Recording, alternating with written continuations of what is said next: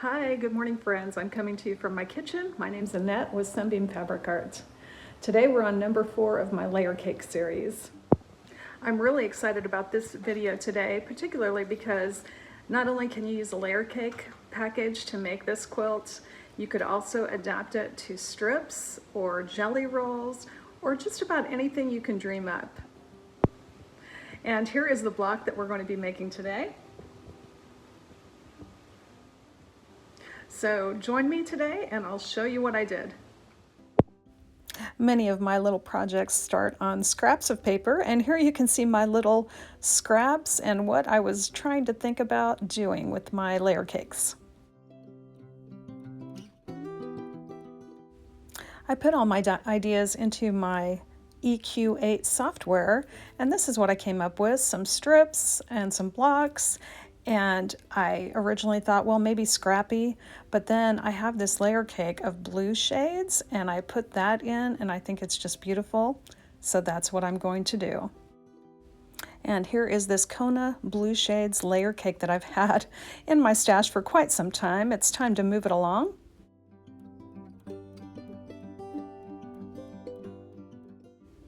Now, in order to get the look that I wanted, I also had a Kona jelly roll of white, and I'm going to be using that as well.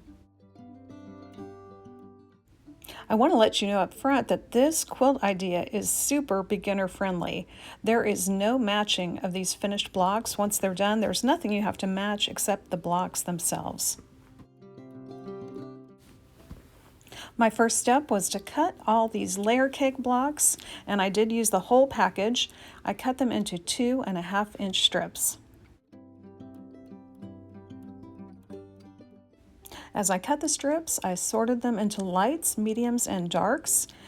My pattern needs a light, medium, dark, and a white for each block.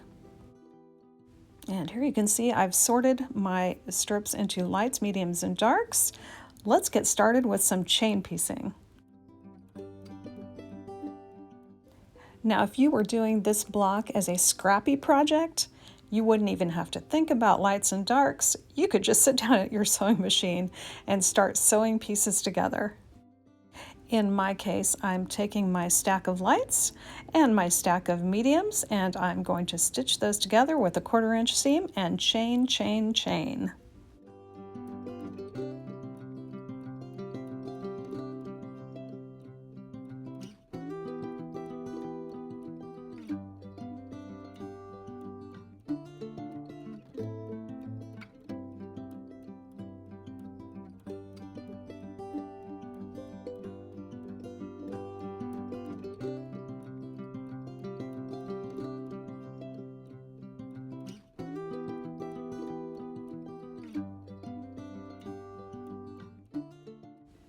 I will leave a product link in my description for this blade saver. It is a lifesaver when you're separating chain piecing.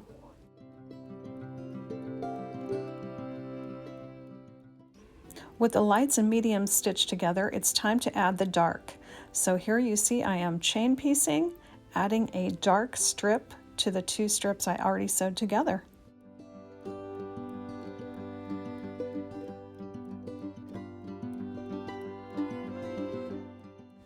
Now it's time to press these units of light, medium, and dark strips.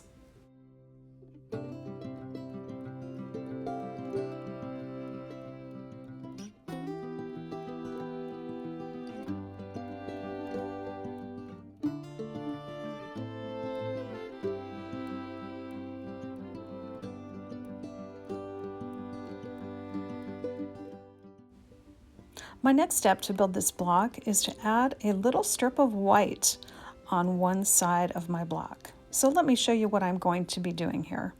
So just for demonstration, I'm cutting a couple of little pieces that will be the right size so I can show you how this block is going to be put together.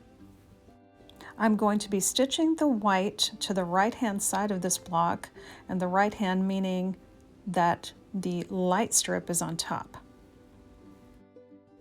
Then by stitching 2 of these units together with the dark in the middle, that creates the final block. And you can see there's really nothing to match, so this is a super easy block to make. Now you could pre-cut these side strips to size. I just chose to use my jelly roll and then cut them all apart later. After I was finished, I thought it would have been just a little bit easier to cut 6.5-inch strips to the right number, the right size ahead of time.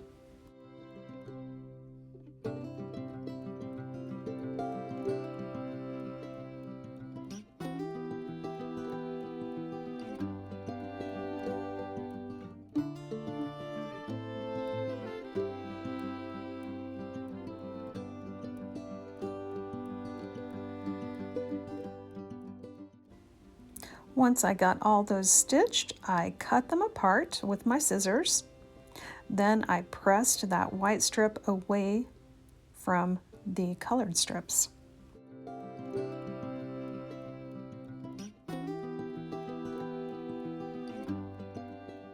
Now it is time to take 2 of these units and stitch them together to make one block. As you saw at the beginning, my block has the dark in the middle of the block, but you could do this block any way you choose with any color combination you choose.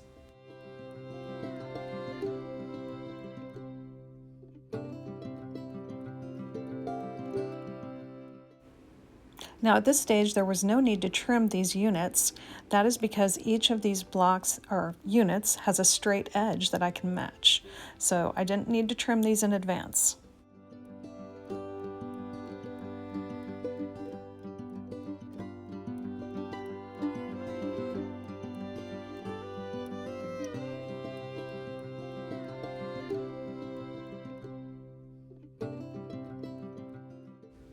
I put these blocks together, once again using chain piecing.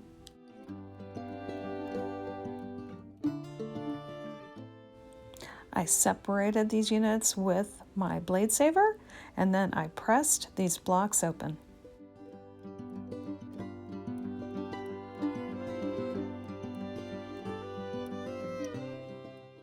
Now it's time to trim these blocks. I am going to trim these to 12 inches square. This block is very forgiving and very easy to trim. I am simply lining up the 6-inch line on my ruler with that seam between the 2 units, making sure my 0 line and my 12-inch line at the bottom both are covered by fabric. Then I trim the right side, the top side, flip the block around, again matching up that 6-inch line to the middle seam, and then trimming that to a 12-inch square.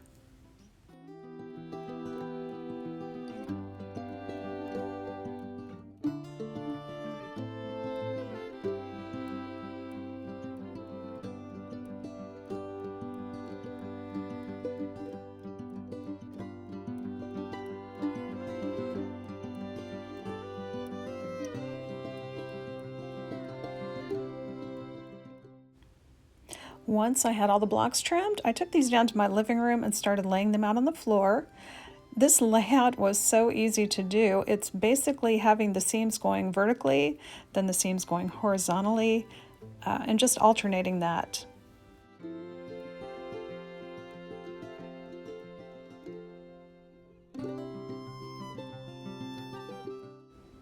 With it all laid out the way I wanted it, I picked up one row at a time from left to right. And then as you can see, I have a clip in row 1, 2 clips in row 2, 3 clips at the top of row 3, etc. And then I have 1 clip on the left-hand side.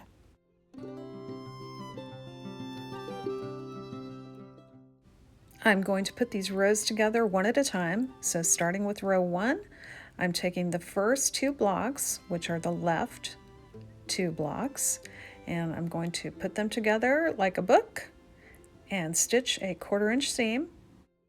You can see here the leftmost block has vertical seams and the block right next to it has horizontal seams, and as long as you alternate, you won't go wrong.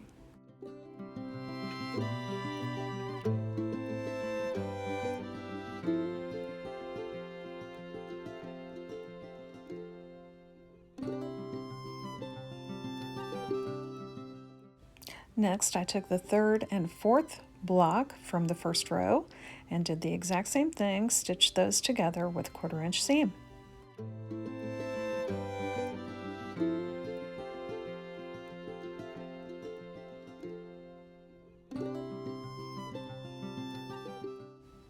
Now it's time to put the first 2 blocks on the left together with the blocks on the right. And you can see I left that left-hand clip in there. That helps me remember that that is the left-hand side of this row.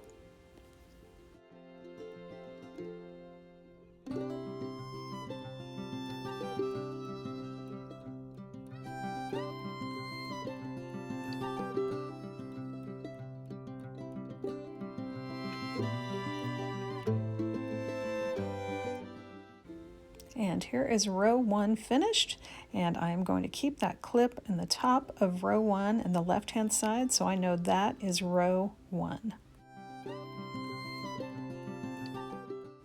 I had enough of these blocks to make 6 rows, so here you see I am completing stitching each of these rows together, and I'm keeping those clips in the top and the left-hand side of these rows.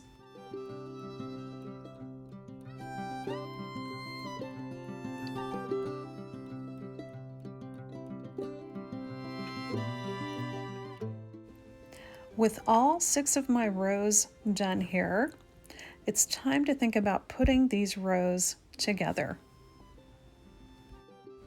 This quilt is small enough, I am going to just lay out row 1 on my sewing table, then I'm laying out row 2 where it goes, and you can see the whites are meeting where they're supposed to meet. Then I'm just going to flip row 2 up onto row 1, and I only need to clip and match 3 places, and those are the seams in between the 4 blocks.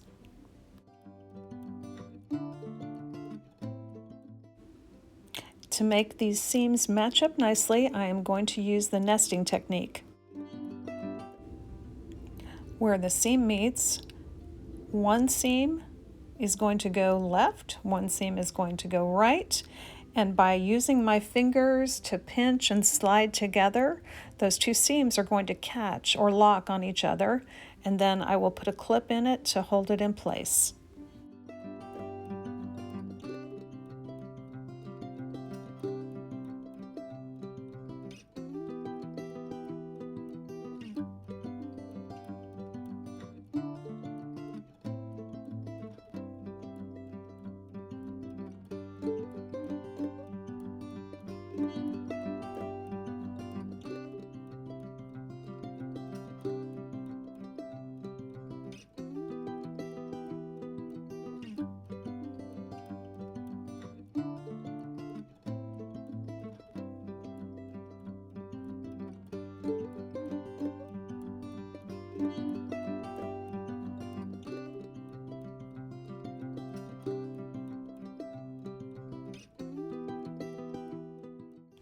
With the 3 main seams matched up, I did put additional clips in just to kind of hold it together as I took it through the sewing machine.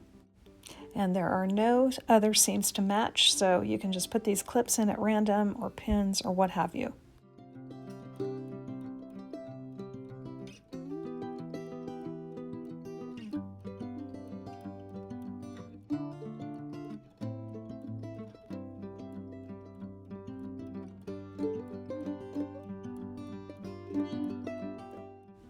I stitched the 2 rows together, just taking the clips out as I went along. I took extra special care for the seams that did have to meet, making sure I held my finger after I took the clip out to keep that seam in place until it got through the sewing machine.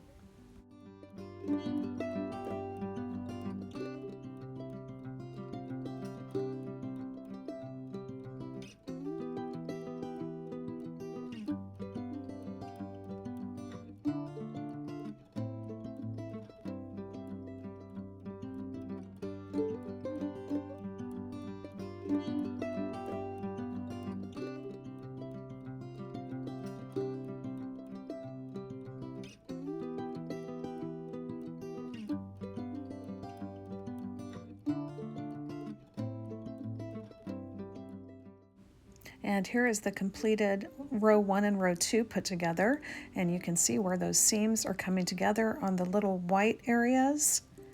And I'm still keeping those clips on the top of row 1 and the left side of row 1, so I know that's the top unit. My next step was to put row 3 together with row 4. Then I stitch row 5 and 6 together. My next step was to take row 3 and 4 that were already together and put those together with row 5 and 6 that were already together. And last, I put that section together with row 1 and 2 to finish the quilt top. And here's my finished quilt top in these blue shades. I just love it. It's really cute. I'm probably going to put a border on this at some point. I don't know yet. I think this quilt top would also look great in a scrappy motif. If you're enjoying my content, I invite you to subscribe to my channel, hit that like button, and if you want to be notified of new content, you hit that bell icon. Thanks for joining me today, and I hope to see you back real soon.